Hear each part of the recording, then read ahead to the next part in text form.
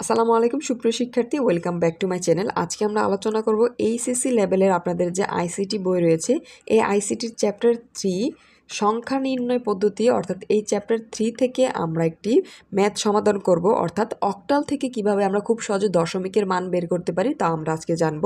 তো আমরা একটি মান ধরে নিলাম এখানে 628। এটা হচ্ছে অক্টালে রয়েছে, আমরা দশমিকে নিব। দশমিক মান নির্ণয় ইতিপূর্বের ক্লাসে কিন্তু আমরা এই টপিকে আলোচনা করেছি। আমরা আরও কিছু এক্সাম্পল সমাধান করব যাতে করে আমরা খুব সহজে মান নির্ণয় করতে পারি।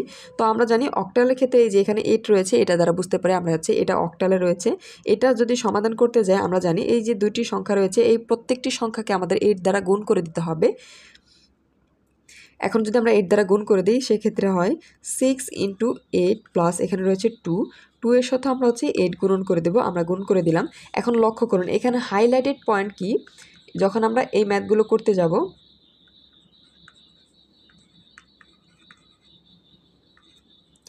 আমাদের এখানে হাইলাইট পয়েন্ট হচ্ছে আমরা যখন এই যে পূর্ণ সংখ্যা, এটা কিন্তু একটি পূর্ণ সংখ্যা, এই পূর্ণ সংখ্যার ক্ষেত্রে আমরা যখন দশমিকের বা মান নির্ণয় করব সেই ক্ষেত্রে আমাদের পাওয়ারের মান হবে এই দিক থেকে, অর্থাৎ এই পেছন দিক থেকে আমাদের মান আসবে, অর্থাৎ এখানে হবে 0, এখান থেকে 1।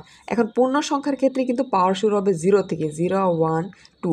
আবার যদি দশমিক থাকে, একটু লক্ষ্য করুন, দশমিকের ক্ষেত্রে কিন্তু মান শুরু হবে -1 -2 -3, অর্থাৎ -1 থেকে শুরু হবে, এবং পূর্ণ সংখ্যার ক্ষেত্রে কিন্তু 0 1 2 3 এইভাবে শুরু হবে। এখন যেহেতু আমাদের কি এখানে পূর্ণ সংখ্যা রয়েছে, আমরা 0 থেকে শুরু করেছি, 0, এখানে হচ্ছে 1। এখন আমরা এই অংশের ক্যালকুলেশন করব, অর্থাৎ গুণ করে দিব। এখানে 8 এর পাওয়ার 1 রয়েছে, অর্থাৎ শুধুমাত্র 8 এর সাথে 6 যদি আমরা গুণ করি সেক্ষেত্রে আমরা পাই 48 প্লাস আমরা জানি কোনো সংখ্যার উপরে যদি পাওয়ার 0 থাকে তার মান হয়ে যায় 1। 1-এর সাথে 2 যদি আমরা গুণ করি সেক্ষেত্রে পাই শুধুমাত্র 2। এখন এই অংশের সাথে যোগ করলে আমরা পাই 50। এখন এটি কিন্তু আমাদের অক্টালে ছিল, যখন আমরা দশমিকে নির্ণয় করব সেক্ষেত্রে এখানে হয়ে যাবে 10। আমরা জানি দশমিকের ক্ষেত্রে 10 দ্বারা প্রকাশ করা হয়, এটা আমাদের মূলত হচ্ছে অ্যান্সার। আশা করি সকলে বুঝতে পেরেছেন। আপনারা যদি এই ম্যাথটা বুঝে থাকেন অবশ্যই কমেন্ট সেকশনে এই দুটি ম্যাথ সমাধান করে জানাবেন। তো এখানে আমি দিয়ে দিলাম 50 অক্টালের মান,